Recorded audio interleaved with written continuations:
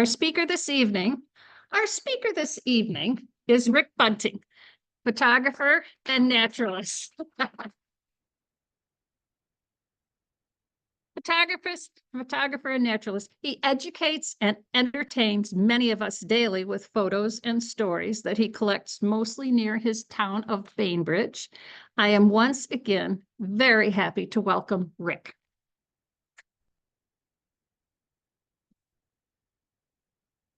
Sneak over here in front of the camera. Thank you. Absolutely. Thank you. Can't wait. Can't wait. Can't wait. Thank you. Super. See how I can get in the way here. Well, it's wonderful to be here, and thank you all for stepping in for the evening. This program, we've been having a little trouble with our advancers here, but this works. That's good. And the advancers don't, so we'll do it on here, I think. Let's just try it. Sound back there. Not good. Not good? Not good? Not good? How about if I just use my classroom voice? Yeah. Yeah, that would help us. Want me to monkey with it? Then you'll hear my heartbeat. Me monkey with it, if you don't mind. Oh, please do. Monkey away, monkey away. Let's see how, by any chance. Try it now. Okay, is that any better? Any worse? A little better? I'll speak up more. Still, yeah. That'll answer the problem. There we go. There we go. Now we're hot. Right now. Now I just have to figure out how to advance these because the advancer is not working. Now the arrow button isn't in function, I don't think. Let me see. On the very far right-hand bottom corner. Like on the number pad insert. That does not work. Space bar? Space bar? That doesn't work. Okay. Oh, is your num lock on? Oh, No, on your keyboard. Oh. If num lock's on, then it acts as numbers, not arrows. Let's see. Oh. Very odd. got enough light? Yeah, Yes, that's like it. maybe we can. There we can do go. it. We'll do it down here. Yep, and just tap your Tap the mouse thing. pad and your. Okay. Thank you to the engineer. This is a program that I've always wanted to do, and I put it together last year because I developed an interest in looking at things through the macro lens in particular, but to some extent, am I getting a lot of feedback here? A little bit? You can set that down a little bit in front of me. Well, then. Yeah. Okay. How's that? Is that better? Yeah. Feedback, you got it? So all you people out there that are on Zoom right now, glad you were here for the program. Hope you enjoyed it. You know, seriously, we can do better than that. We can do better. And this, I got interested in looking at things closer because of a grandson. Some of you know my grandson, Tanner. And he, when I used to take him out when he was a young lad, I kept hearing, "Grandpa, come look at this. Grandpa, come look at this." And that started me a little bit away from just standing there and waiting for the birds to come in and started looking at the rest of the world. And I strongly advise, if you want to enjoy the natural world, find a young person. There are no templates involved with young people. They're not looking for anything. They're just looking. And we as adults, it takes us a long time to get to that point where we're really looking at everything that's around us. So we're going to mess around a little bit with that tonight. Now I got to figure out, oh, I got to get this over here. There. So we're going to start with one of the smallest things to observe in nature, and that's a dewdrop. In a single dewdrop, this happened to be at the swamp, you can see contained in that little terrarium there all of the surroundings of a single dewdrop. And I'm fascinated by dewdrops in general. Let me see here. Okay. Why do I have to go up there and say next?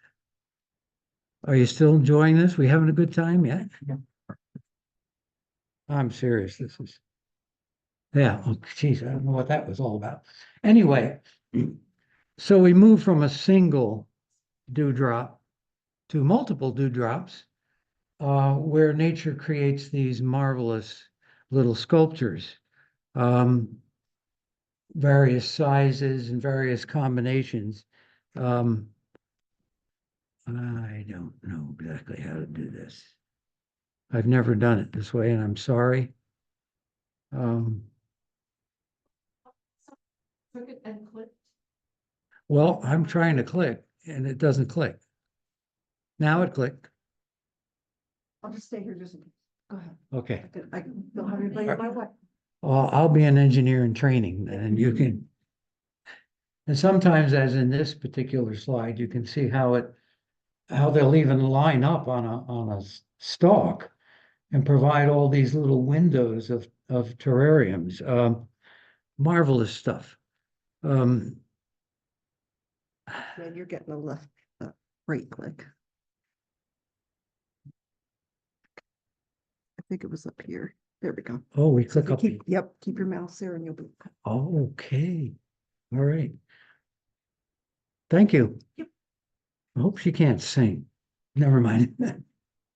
It was a great story. No, I won't tell that story now. Anyway, another fascinating thing for me and dewdrops is the interaction between wildlife and dewdrops.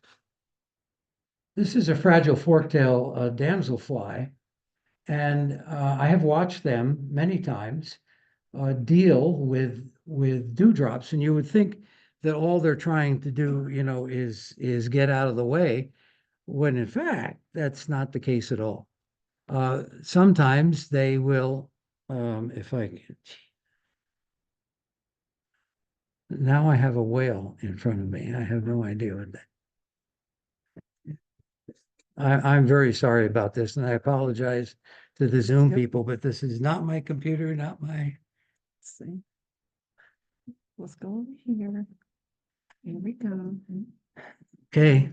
Anyway, one of the fascinating things about these damselflies is they will pick up a dewdrop and carry it around. And you say to yourself, what's that? What's that all about? First of all, you look at the legs and you say to yourself, it's going to burst any dewdrop that they take. How is this damselfly managing to carry it? But they do. And it's especially great when the reflection is in them, to see. Just use one finger and you go to tap. Two will make it do the right click. There you go.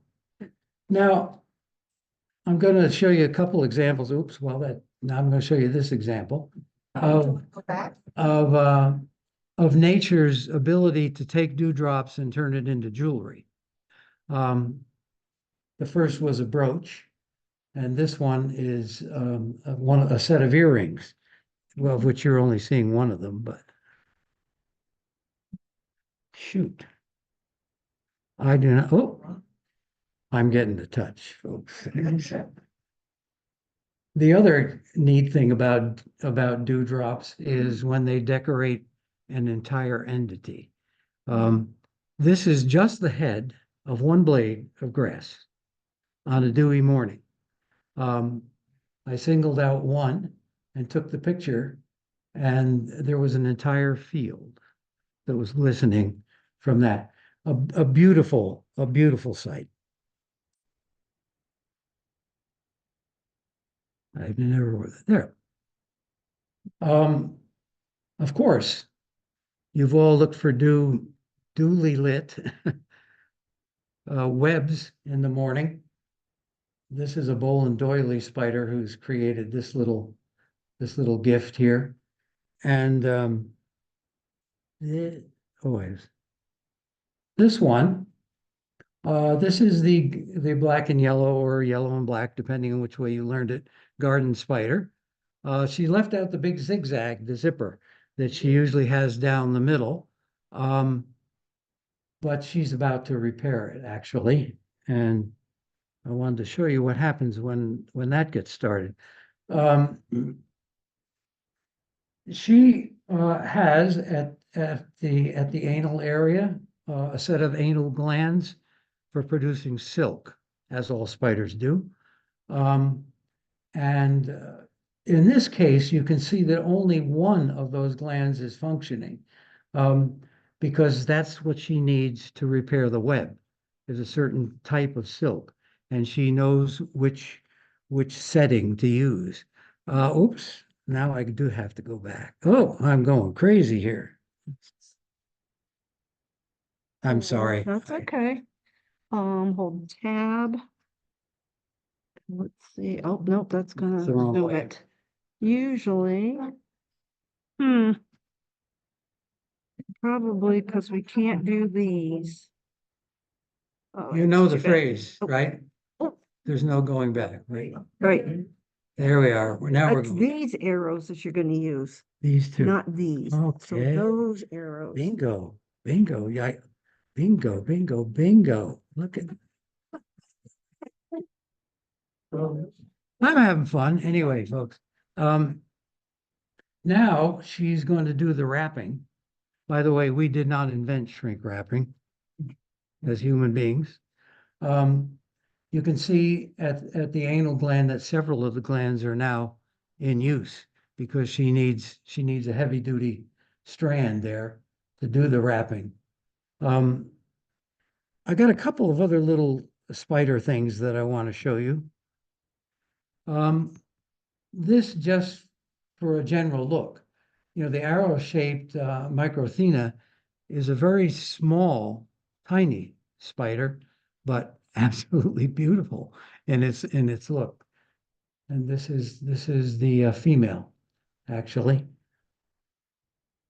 Spiders are different than birds, and who gets the good looks, you know. And speaking of that, ooh, no, I did it wrong. I did it wrong, and I'm going to go back because now I can do it. Okay. I'm just going to keep my hand on here. Those of you who get my photos know about Charlene. Charlene is a flower crab spider. She's a goldenrod crab spider who is guarding her eggs. Her eggs appear in the egg sac, which is, oh, now that's working. now it's working. Don't, we're not going there. The gods just shined on us, folks. Tucked in this envelope are her eggs, up to 100, that she has been guarding now for, we know, at least 2 weeks. But we don't know how much before that. It'll take 3 to 3.5 weeks before the young are born. During the whole time that she guards and maintains her vigil, she does not eat. And once the young are done, shortly after that, she will die. So this is the ultimate sacrifice of motherhood here. I'm going to take you in a little closer so you can see the intricacy of this netting that she has to create to fold everything together. I would love to have seen a time-lapse photography of how she does that. absolutely amazing thing. Here's a little closer look at her. She has 8 eyes. They are right here. And you can see 7 of them, sort of. And this is the mouth parts. You notice the way the eyes are set so that she can actually see all the way around her, which is very important because she's an ambush predator. She does not make a web in order to trap something. She ambushes her prey.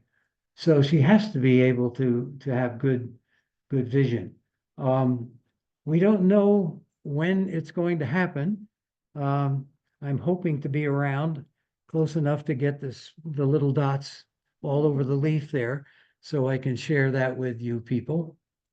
Going to talk a little bit about some flowers, and a closer look at some flowers. Now, most of you who have looked at Queen Anne's lace have seen the little flower that's in the center. The legend has that Queen Anne was tatting lace and pricked her finger, and a drop of blood fell on what she was working with, and that's why there's always a little drop of blood in the center of a Queen Anne's lace flower. The problem is there isn't always one there, so I don't know what that means. And sometimes there's more than one. Sometimes you can get a whole bouquet in the middle of a, and of course, this is not possible without a macro lens. I mean, you simply can't see what's going on in the middle of a Queen Anne's lace flower. Those of you who get my pics know that I look for the pinkies in the springtime and the summertime. Those Queen Anne's lace blossoms that come up with pink, sometimes with a full regalia like this. And, sometimes this is a little different arrangement here. Little sets of flowers. This sort of looks like a wedding bouquet or something there, And sometimes the flower in the middle is actually more pink than it is maroon. And sometimes the whole blossom is pinkish. I watched this one for a while. I mean, over a period of days. And when it finally came into bloom, it lost some of its pinkness, but it still maintained some of it. And I've always been fascinated about what causes that, because, you think it would be the soil, but right alongside of it is another one that's white. It's the same thing with chicory. If you ever get to see white chicory, you're looking at white, and then right alongside of it is the standard blue. And speaking of that, I love to point out in the spring that inside of every chicory blossom is a dance party. This is just a marvelous thing that's going on in here. Of course, that gets interrupted sometimes, particularly by flower flies. These are small little critters, about less than an inch, 2/3 of an inch maybe. A tremendous variety. I've recently bought a book on flower flies. I didn't realize what I was buying. It came, with 700 pages on flower flies, and I've decided I'm really going to enjoy looking at flower flies, Curious thing about them, though, is that they, instead of having a little proboscis here or a tongue in order to get their food, they have a sponge. They have a little sponge at the end of their tongue. That's the way they do intake. Some of them have these beautiful iridescent wings. And some have the iridescent wings and some added color. This is one of my favorites. They're spectacular things to look at through the macro lens. That is a monarch egg. Yes, it is. And the size of a monarch egg. It's about the size of the head of a pin. Well, we used to think that monarch eggs were always on the leaf of the plant. But over in the recent, my grandson Tanner is a monarch guy. And we've been finding a lot of monarch eggs inside of the buds of the flowers, and also on the pods. So when they tell you in the book that they lay them underneath the leaves, say, sometimes they do. And when they do, this little guy emerges. One of the first things he does, by the way, is eat the egg shell for nutrients. This is to show you the size of a monarch caterpillar that's just hatched. This is a dime. The dime is laying on the leaf. It's not above the leaf, it's on the leaf. So if you take that and stretch it out, it might go to there or so. So the next time you've got a dime in your hand, take a look at it and think about how small that caterpillar actually is, you know. One of the first things they do, and you can see this one is now a few days older, it's now beginning to get some color. The battle between monarchs and milkweed has been going on for millennia. The monarchs will do something to gain a foothold, and the milkweed plant will respond. It's called coevolution, and it's been happening for years with these two.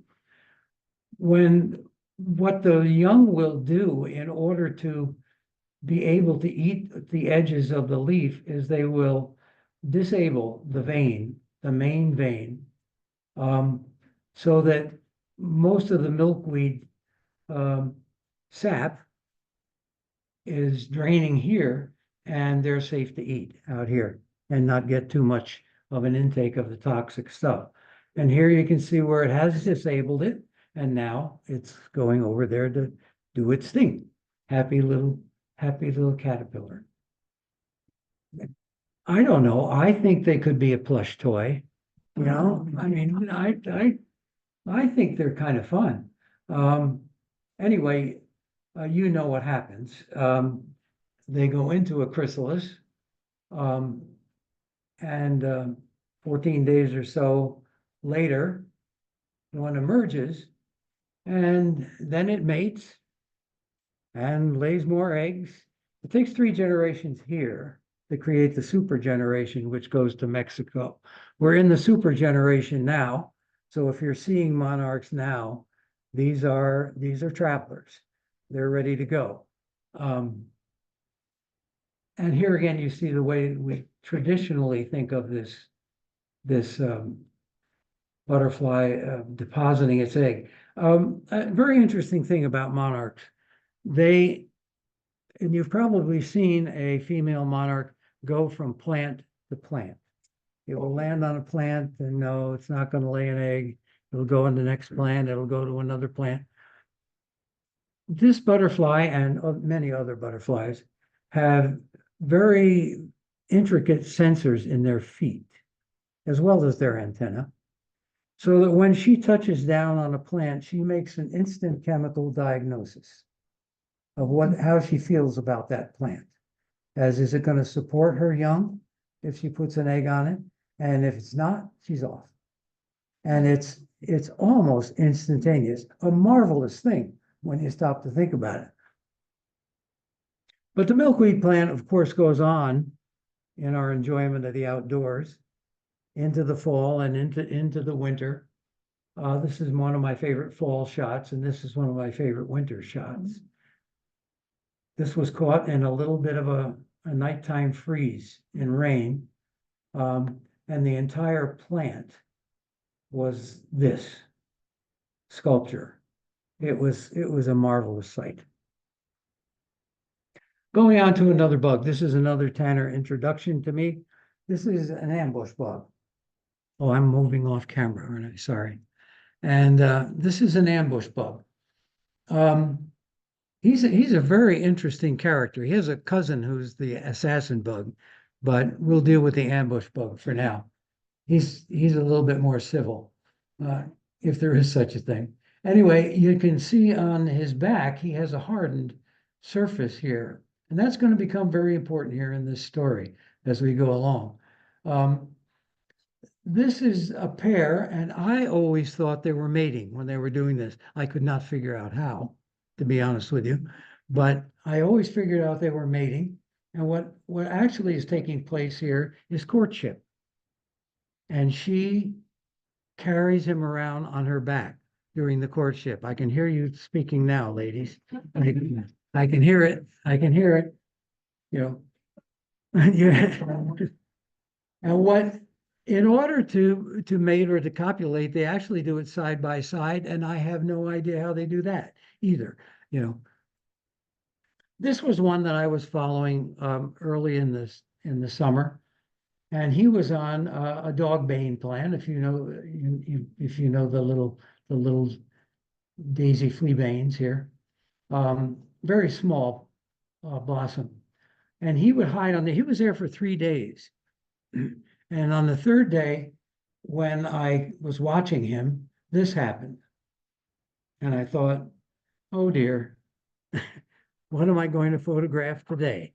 You know, well, notice here, remember we talked about the sensitive feelers in the legs, in the feet. Look what's happening here. You see what she's doing? She's testing this bug, you know, and didn't like it and actually flew away. This, by the way, is a female meadowhawk. So there's a perfect example of how they live their lives. This is a black-horned tree cricket. If you're hearing the tree crickets along the side of the road these days, you're probably hearing one of these. He has a fascinating story to tell. First of all, these are his wings. And right here, there are two like little files on his wings that when he rubs them together, that's what creates the sound. Now, what he's trying to do, of course, is attract a female. And when he does attract a female, she comes and lands on his back. And you say, oh, here we go again. What is happening here? Well, this is quite a story. Right at the center of his wings in the back, he has a gland that they call the honeypot, and he produces a sweet substance. And while she is on his back like this, you notice that those little forklifts that he has at the back of his abdomen. This is the sperm ball. It goes on the forklift and tucks up in her abdomen, you know, and that's the way they reproduce. Amazing stuff from the insect world. Here we go. Well, we all know about the whole process of regeneration that happens through the nymph creating an exoskeleton. You know, this is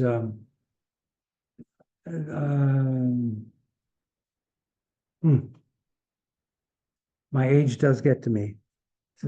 Cicada. It's a cicada, sorry. It's a cicada, and this is the moment. I've always wanted to do a poster with this that says, free at last, praise God Almighty, free at last, you know. But that whole process is a marvelous one.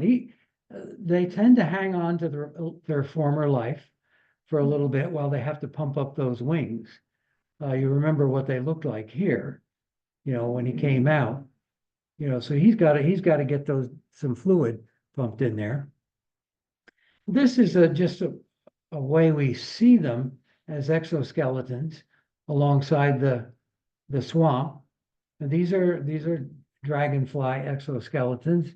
And here's the first one emerging. And this is a common green darner. The common green darners have that, you know, we call it the third eye at the back of their head. They're a very distinctive dragonfly. But you notice the wings also need to be pumped up. And this is what that dragonfly will look like as an adult. Sometimes the exoskeletons don't climb up one of those stalks, and they actually just crawl on, this is water shield, crawl on the water shield and let it happen there. And this is an eastern pondhawk female emerging. And you can see here when she emerges, also she's got work to do here. This is very interesting, these little strands here, those were her lifelines. So that's the way she took in oxygen as a nymph inside the exoskeleton. Here she is as an adult, a beautiful female dragonfly. Well, it all starts this way. This is the love circle that happens with damselflies and dragonflies. Here's a closer look at it. He hooks onto the back of her head. She tips her abdomen over to his, and this is where the transfer happens. Here's an example of a male meadowhawk, just so you can see one. This is a white-faced. This is one of my favorite dragonflies, a blue dasher. And this is actually one of my favorite photos I've ever taken of a dragonfly as well.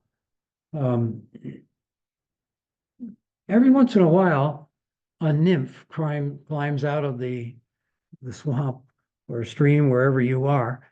And this little guy, I thought he was captivating. He's a very tiny little thing, all eyes, as you can see.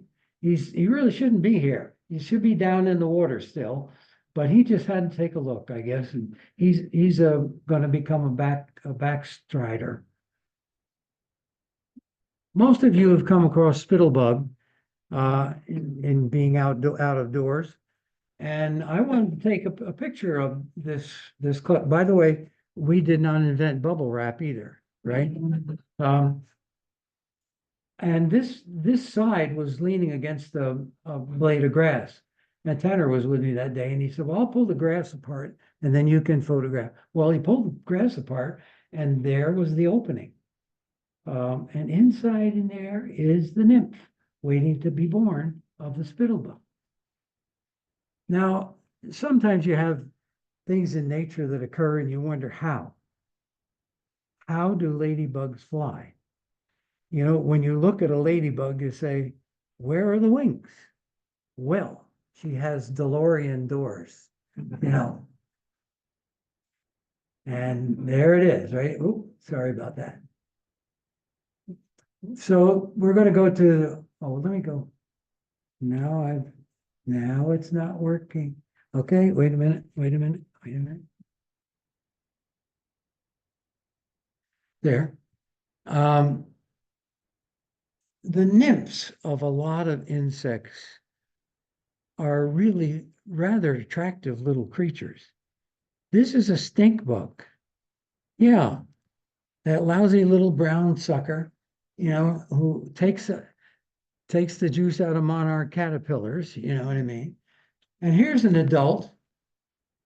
I always think that this spittlebug looks a lot like a porcelain pattern or something, you know, something you'd see on an English tea set.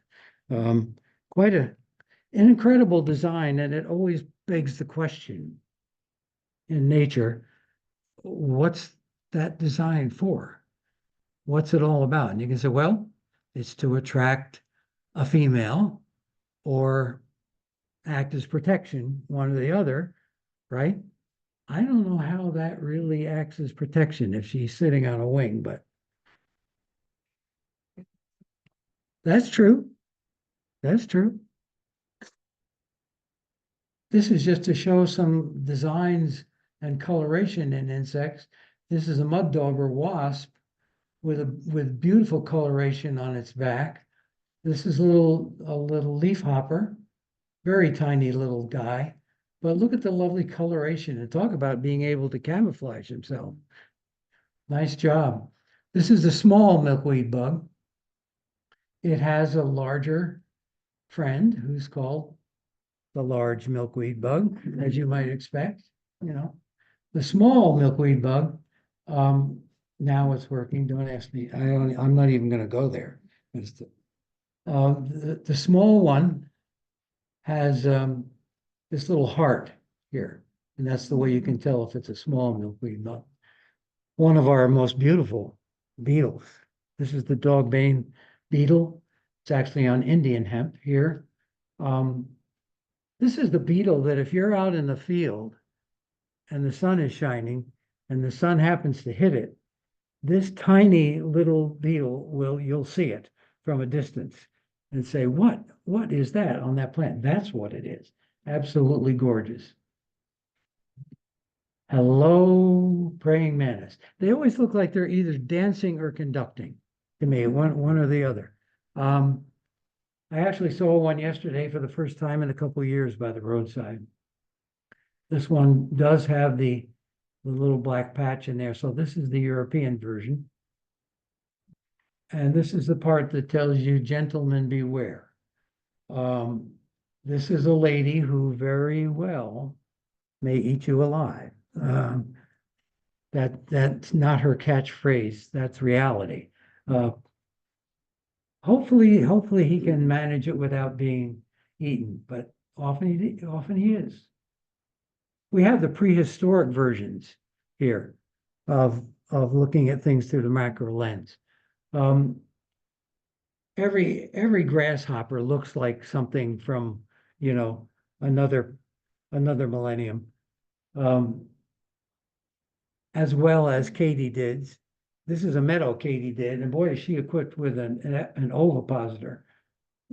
I'm not sure how he gets on the back. I don't know what happens here, but that looks like pretty good protection to me, right there. My favorite insect, I think, is this marvelous little guy, the crane fly, the phantom crane fly. He's called phantom because he has this coloration that when he flies from spot to spot, and if he goes into a shadow, he almost disappears. So you can test your visual acuity by trying to watch one of these, let alone get a picture of it. Now, there's a couple fascinating things about crane flies. One is that this part of their leg, they inflate. And they actually fly like little spaceships.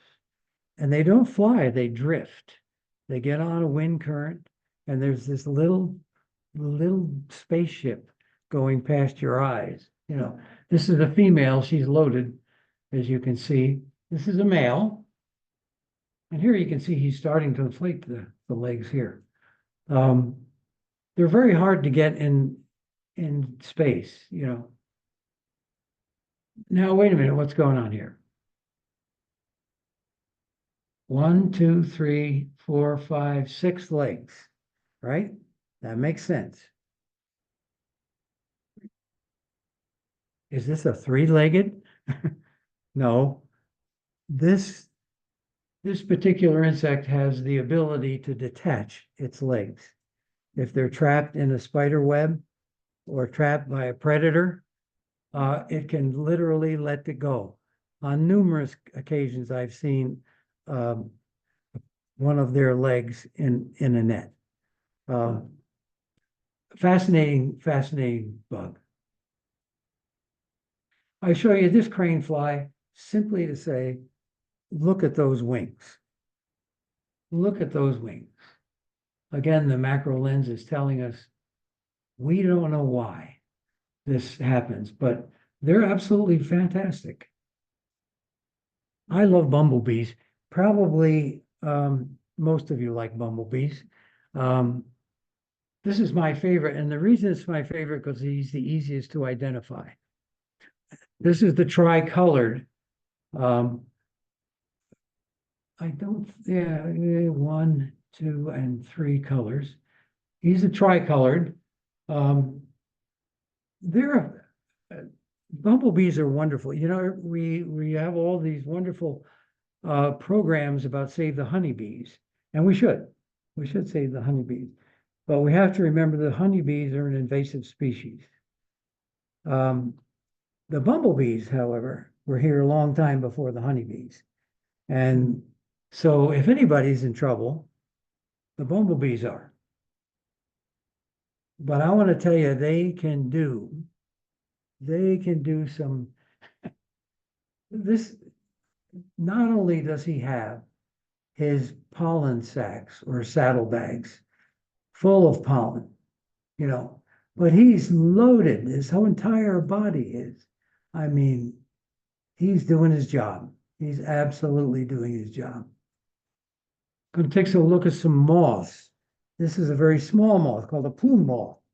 It's a macro moth, about the size of a mosquito. But again, you look at the design here. Protection, maybe? You know, I don't know. He's a nectar grabber. Sometimes you get really lucky. You find a whole cluster of them, but this will give you some idea about the size of them. Those of you who get my posts know about the camouflage caterpillar. We had a lot of fun with them this year. I had a lot of fun. I hope you did too in getting them. What he does is he gathers up detritus from the plant that he's on. This is again daisy fleabane, and he decorates himself. Remember, there are no bones involved here, right? So he can pick up something and turn it right where he wants it without any trouble. Here's what he does. This is a little easier one to visualize. This is the head. These are the prolegs. This is the head and the tail. And this is his decorating of himself. You know, he has these little spindly things that he can stick it to. He also, with his mouth, creates a little silky paste that he can connect the things. Now, the one thing that's hard to realize here is that this is an insect, caterpillar. It goes through the traditional 5 instars. That means it sheds its skin at least 5 times, you know, before it goes into its cocoon or whatever it's going to make. So he has to do this over again.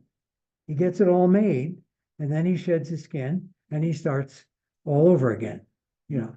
But eventually he becomes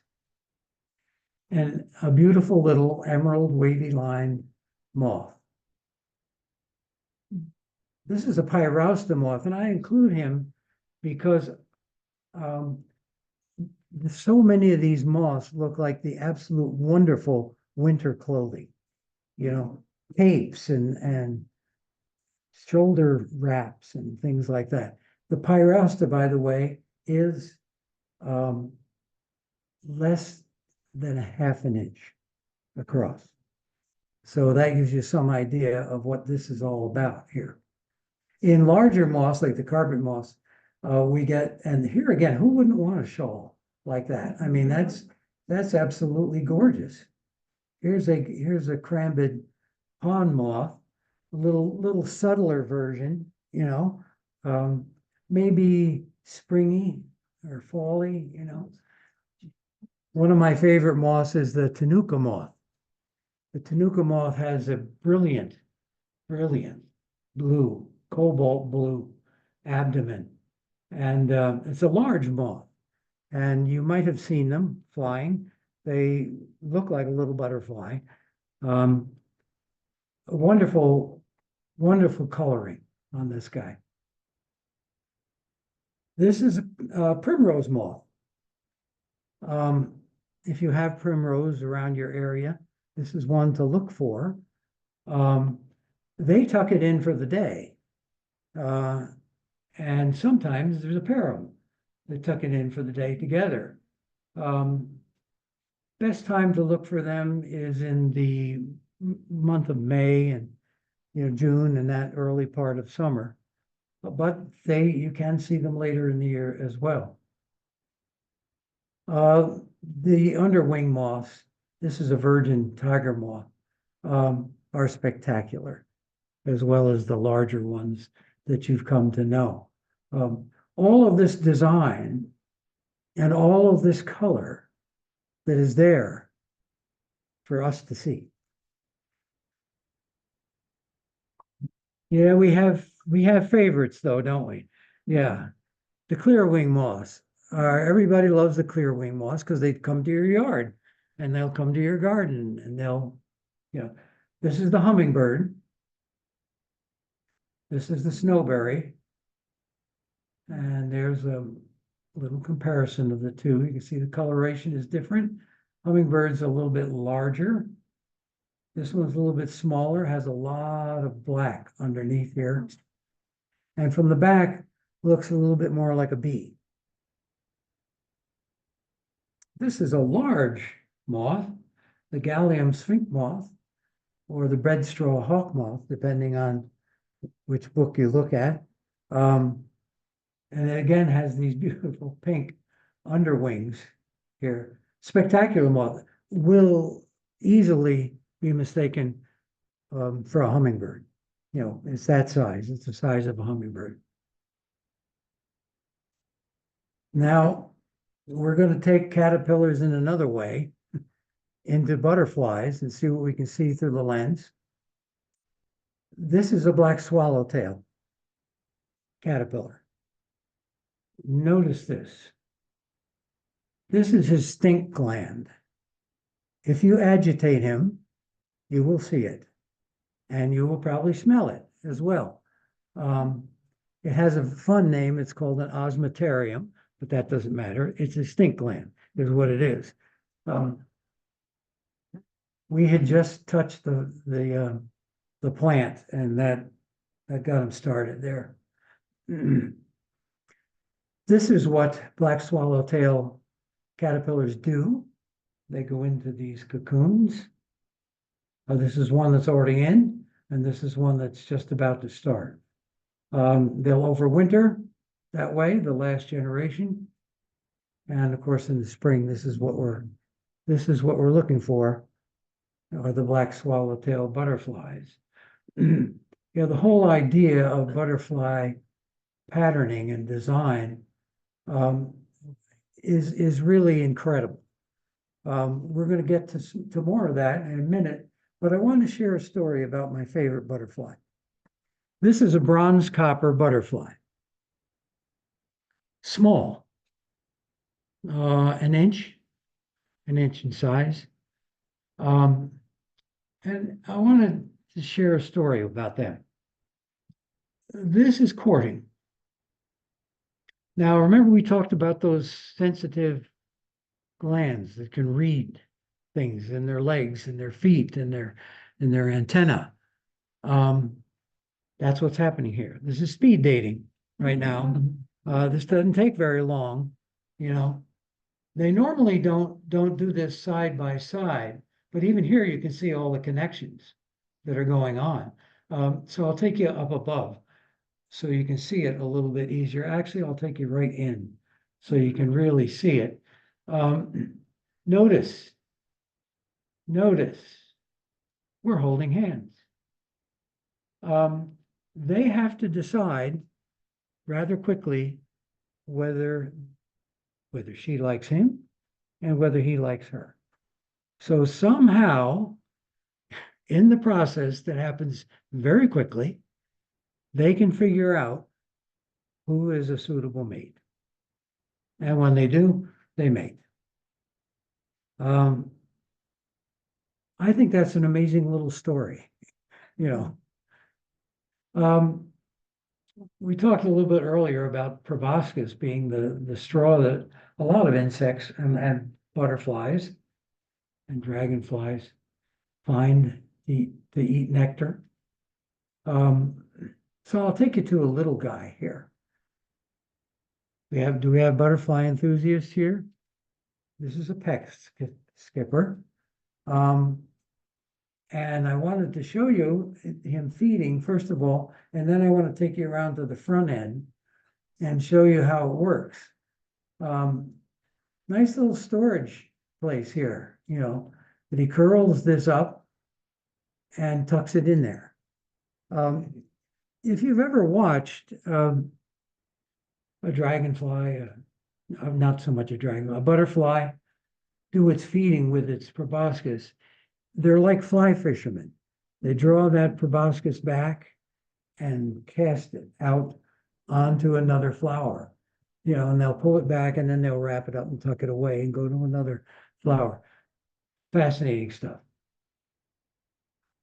There is one butterfly who seems to like daylilies. The problem with daylilies is the nectar is way down in there. You got to have a pretty sturdy proboscis. Well, tiger swallowtails, for some reason, are the ones that you find diving in the daylilies. So look for them next year. Now we're using the telephoto lens here, as we have in a couple of other pictures, because that also helps us get to see things closer up. When we're trying to ID these angle wing butterflies, this is what's critical. This is a comma. If it had a little dot right there, it would be a question mark. If it had a little gray up here, it would be a gray comma. So we sometimes need help seeing that kind of definition, but also this is kind of an attractive design even unto itself.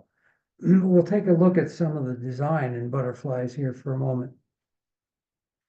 This is the All-American butterfly. This is the Red Admiral, the red, white, and blue, plus this magnificent design pattern in the back. A similar design pattern, you know, to the ladies. This, you know, the ladies with their lace underwear here.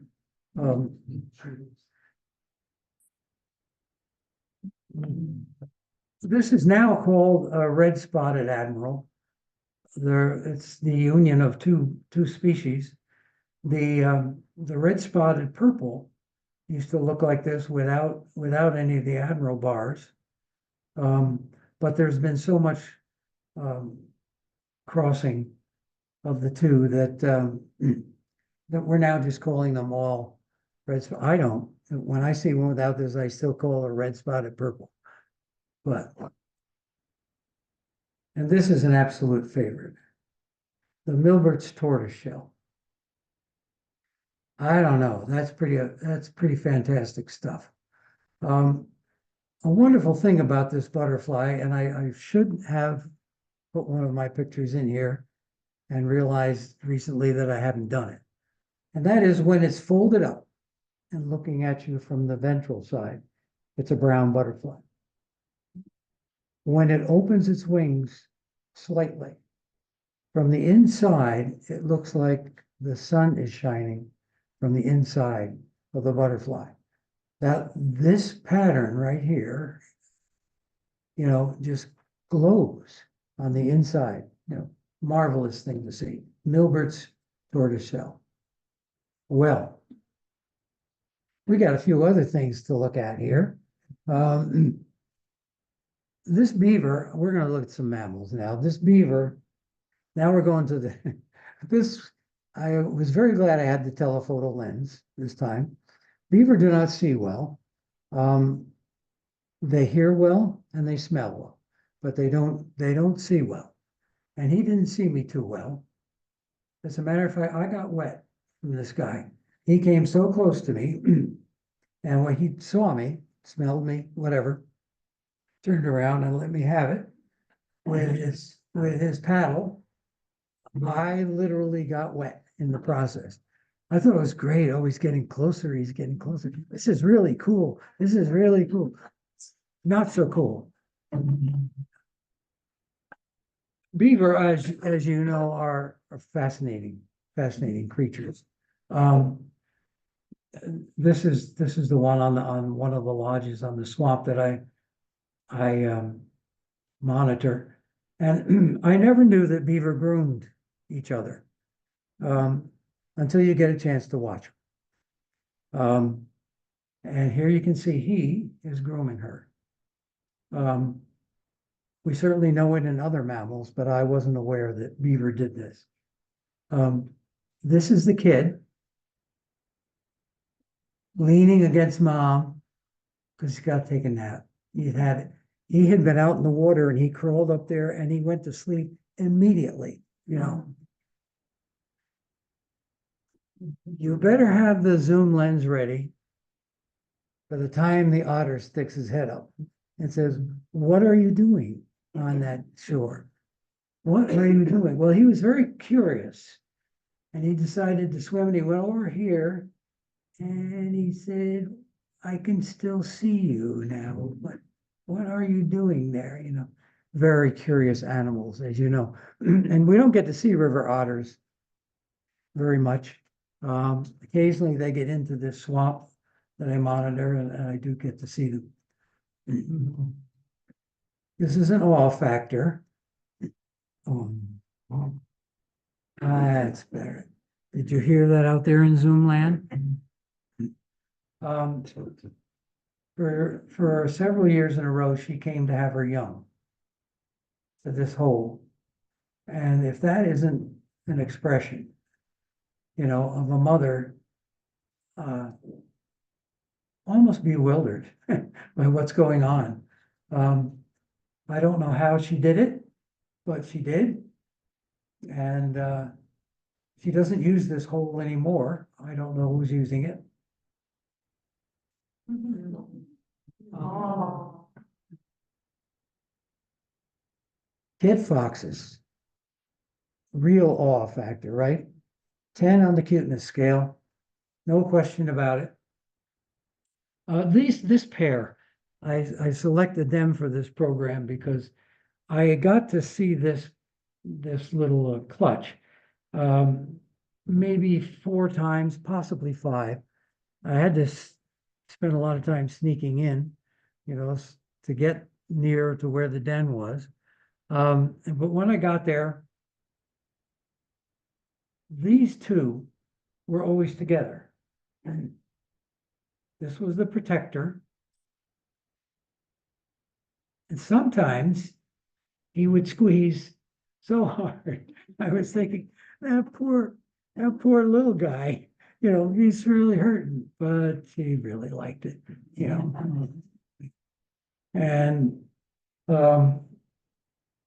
yeah, that's when we're very thankful we have the zoom lens, because you're not going to get these pictures without it. Nor this one. Anybody know what this is? It's a rough-legged hawk. It's a rough-legged hawk. Absolutely. It's a young female. And here you can see the rough leg as she's working on her nails, you know, here.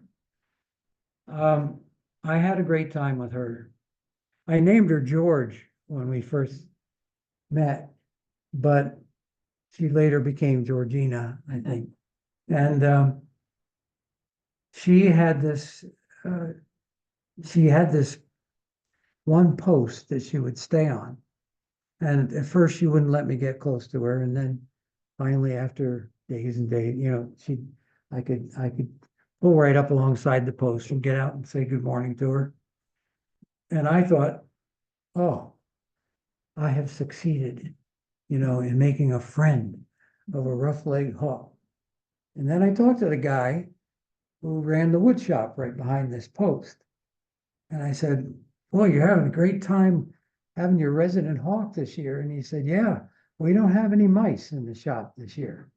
And I said, oh, well, I thought I had done the marvelous thing of befriending one. Actually, they do adjust to you, because I had it happen again this year with a rough leg. Yeah. I have a place that I can go to in the, by the way, these pictures are taken from the road. This is taken from the car. The snipe come in there in April. And they stay for a few days. And in the process, we get to take marvelous pictures of snipe. I want to point out something here with this picture. I want to point out these feathers. This is a phenomenon called disruptive plumage that happens in birds.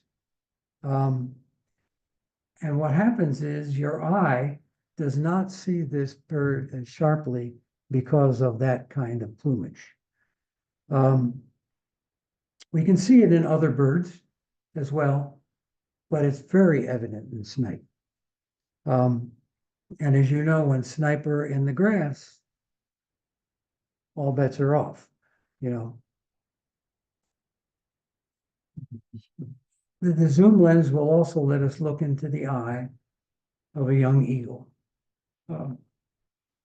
Something forlorn there, but probably a first year, toward the end of the first year. Tom would know that. We can also look into the eye of an adult eagle. This guy was by the side of the road feeding on roadkill. And he had, I think this is the female. And they were together. And this is the only picture I got where she doesn't have a bloody bill. She would clean her bill in the process of doing this. And I got one picture of her before she went back on the carcass, you know. The zoom lens lets us get close to the kids too. Of course, if you get too close, he runs back and tucks himself right back. Yeah. Yeah. Killdeer are a lot of fun to watch.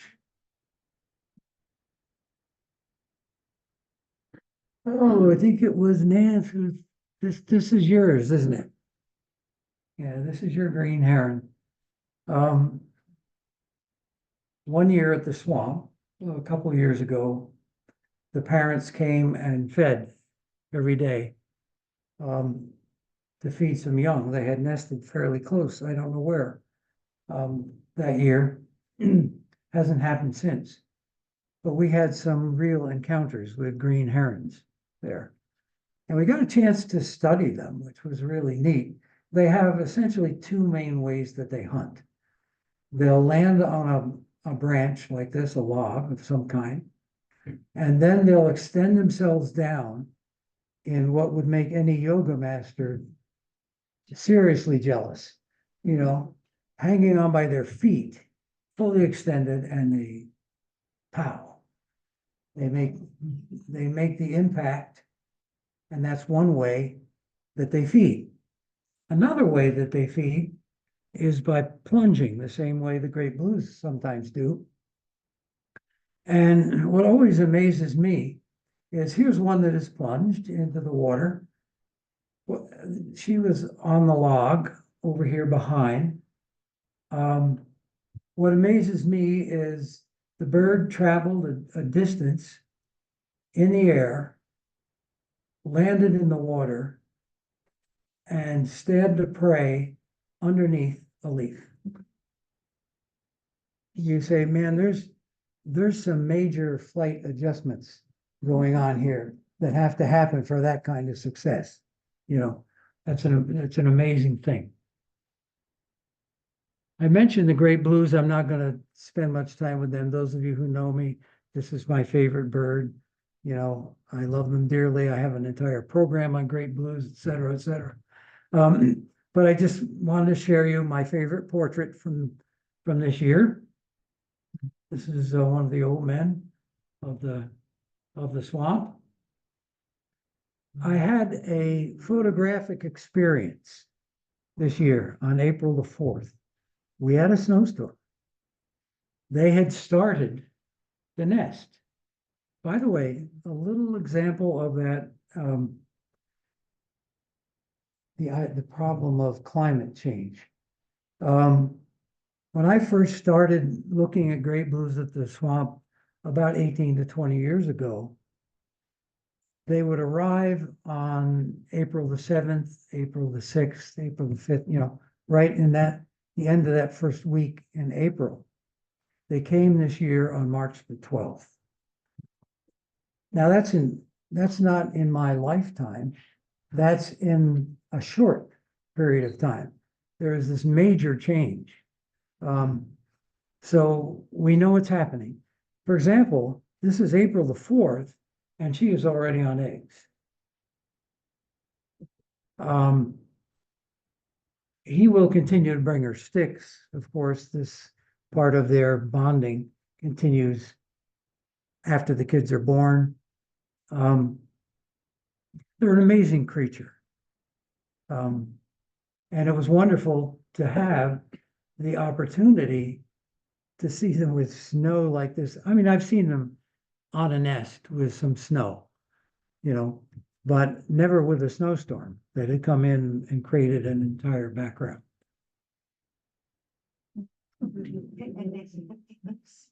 I do like to take close-ups in the wintertime on the feeders. This one it says, "Got seed?" And it gives you an opportunity to see details on birds that you don't see normally. That's a chipping sparrow.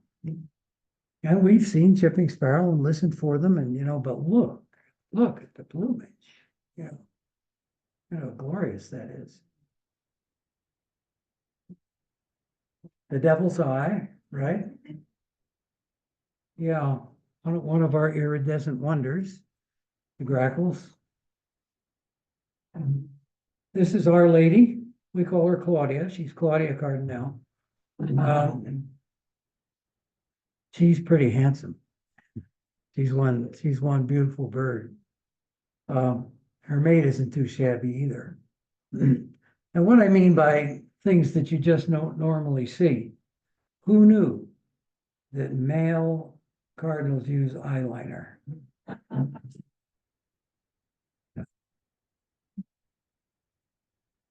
A little different look at a mourning dove, Yeah, one thing I find fascinating that you can check out when they're close by on a feeder is the etchings on their bills. I thought at one point it was something with wear and tear, but it's different on the bills. This is another poster, "Step Away from the Sea." And as you can see, it was snowing that day, It's another nice thing about taking pictures from inside the house,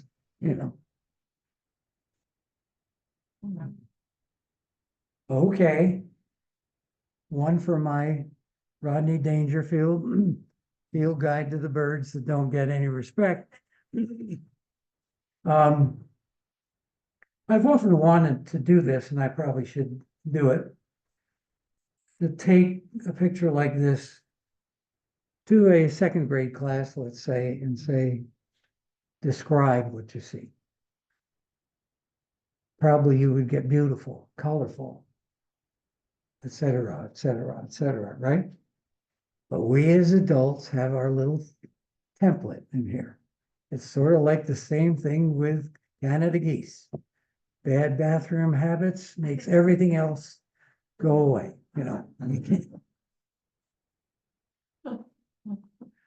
Looking for patterns in nature? How about the back of a wood turtle? How about a fossil that's 300 million years old? How about the back of a snail?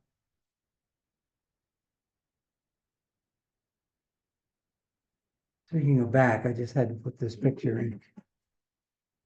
I love the pictures in nature when you can find somebody taking a ride on somebody else's back. Yeah. A fly on a katydid. Sounds like a fiddle tune to me. I had to work for this picture because I wanted the tongue.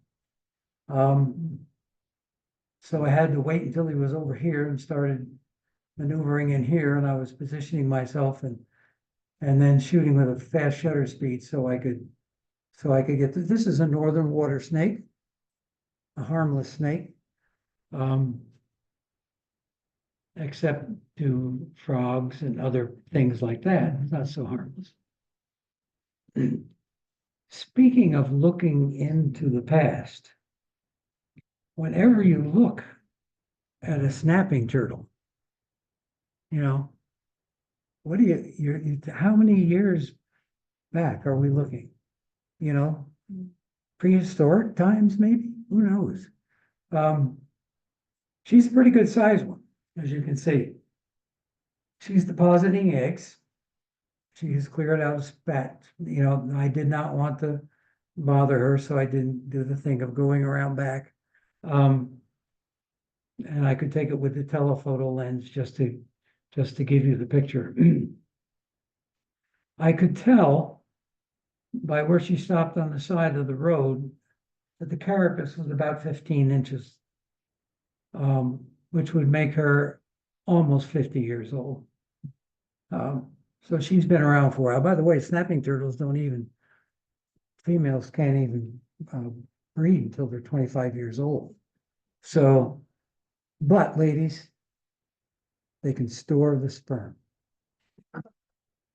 They can not only store it for a little while, they can store it over the winter and use it next spring. They don't even have to mate if they choose not to. So there are advantages to being a snapping turtle. Well, if a snapping turtle can be cute, it's got to be a small one, right? And this is pretty new. It still has its egg tooth here, so it's a pretty new. Unfortunately, we always find the eggs scattered by a raccoon or something, but this time there were some births. We're going to end with the frogs. This is Scarface. He's one of the big bullfrogs up at the swamp, and he is a Scarface. I don't know what's happened here, but there's been some battles that have gone on. Now, when a bullfrog croaks, good vibrations happen. This took a little work. But interestingly enough, the vibrations that happened in the water happened just after he's maximized the croak. But he was very cooperative, as you can see. He sat there and did it for me. I don't expect to get too many pictures better than that of that process. Frogs are known to eat anything, they'll eat other frogs if they're small enough. They eat fish, but they sometimes have trouble with eating the fish. And this guy, I can't tell whether the hands were up to say, help me, I can't get this thing down. You know what I mean? Or he said, never mind, I'll do it. And he did manage it, that's for sure. This guy's doing crayfish. And I love this. I have named this, I don't often eat crayfish, but when I do, I like to relax on the lawn and have my morning snack. You know what I mean? So anyway, we've come to the end of our little journey of looking through the different lenses and seeing some stuff that we normally don't get a chance to see. So I want to thank you all for having me, and I will leave you with this thought. If you're always looking for something different, you may never see things differently. So don't be afraid to go to the same place you went the last time you went out the door, because it's not going to be the same. It's not going to be the same. And if you don't get the pictures that I sent out in the morning and would like them, then just send me your email. Bunting Birder is easy to remember, at gmail.com. So, do we have any questions? I'd like to know how far away you are with your camera from some of these close-ups. Are you a foot away or? Well, I'm using okay, I will.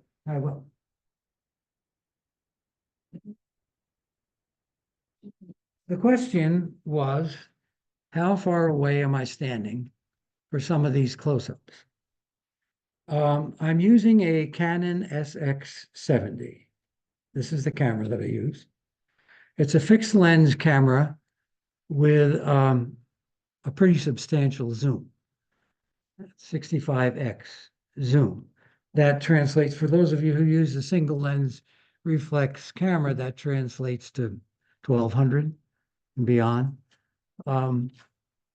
So that's, I don't have to be too close to the objects. Now, this camera also has a macro lens built in. So I can go back and forth. That's one of the reasons why I use this camera. The other reason is I'm too old to figure out how to use a single lens reflex, and now I'm mirrorless. Here we go, again. So I always tell people with cameras, buy what you need. What are you going to do with it? And what do you, if you're looking at large enlargements, get a single lens reflex camera or a mirrorless, and you're going to be better off. If you're doing what I'm doing with them, you don't have to have that. Any camera will do. Get to the roadside, see what you see. There's so many patterns, so many colors, so many objects and things to see. I encourage you to do it. I don't know whether that really answers your question or not. But if I used the camera to look at a sign that's at the back of this hall, I mean, I could easily pull in the E on Elm Park, and make it the full size of the, so that gives you some idea of what the camera will do. You can take a look at it if you want to. Other questions in the back?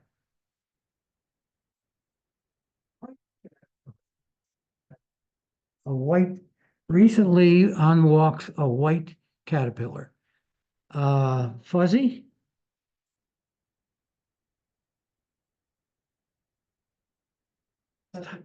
Tussock moth, probably. Probably a tussock moth. Yeah, there's a whole family of them. One of them will destroy your milkweed. Probably not that. Best not to touch them. They're a little abrasive to the skin. Fair warning from someone who didn't have the warning.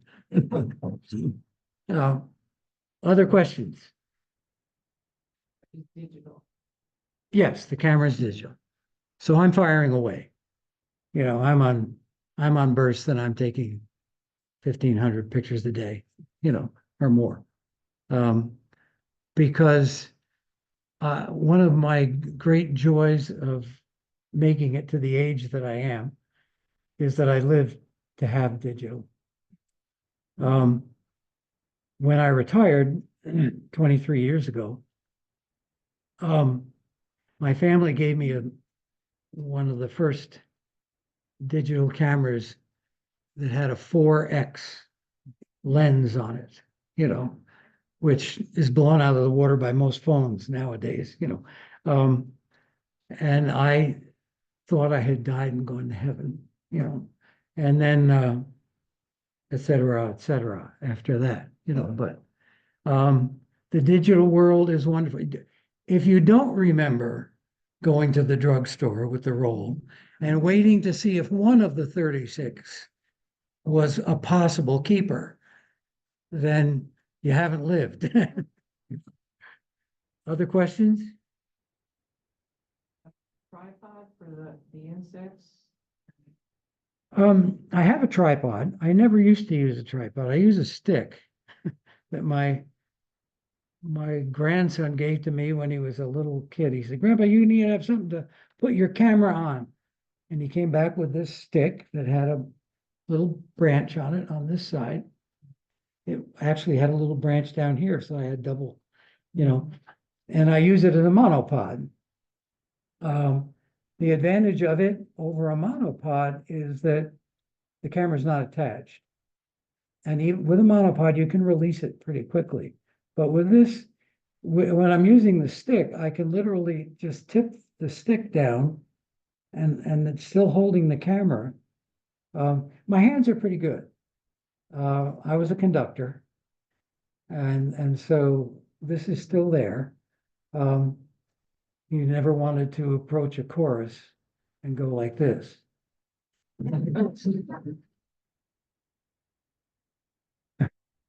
Please sing.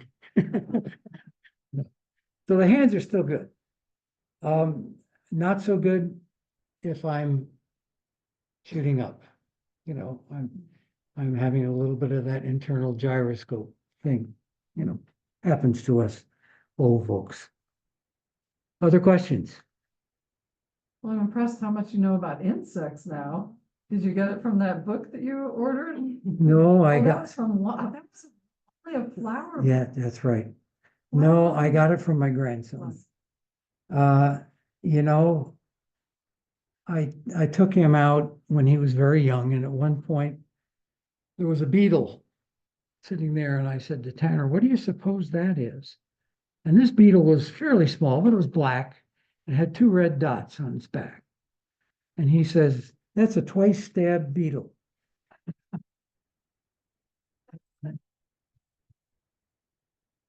Okay. Okay. So I went home and I looked it up. And it's a twice-stabbed beetle. And I haven't questioned him since. You know, he's now a graduate in wildlife biology from ESF.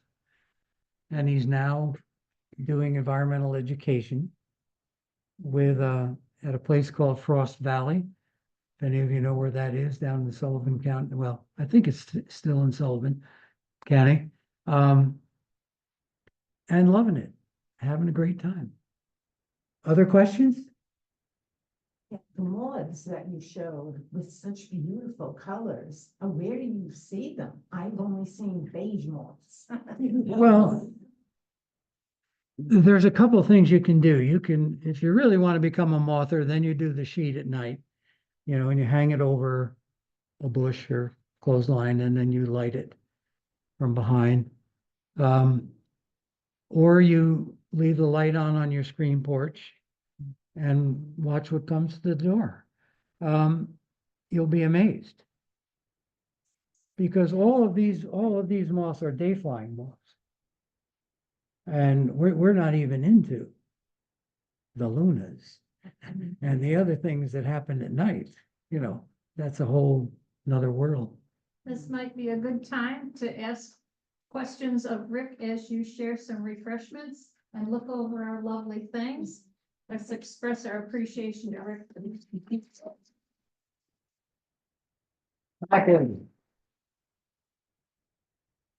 My pleasure.